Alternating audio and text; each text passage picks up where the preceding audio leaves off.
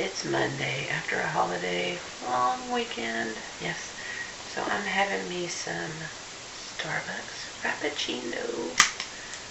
Yes. But, no, I'm not a coffee drinker. So this is going to get fixed.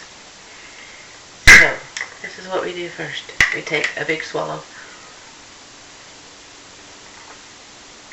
Oh. This is vanilla light, by the way. Yeah, it's 9.5 ounces. It's like $1.25 at the store for the bottle. And we got some options here. I've got some Michael's Irish Cream, which I do most of the time lately. But today we're going to do this Liqueur de Horchata. I don't know. Fancy bottle. Keep it in the fridge. Yes.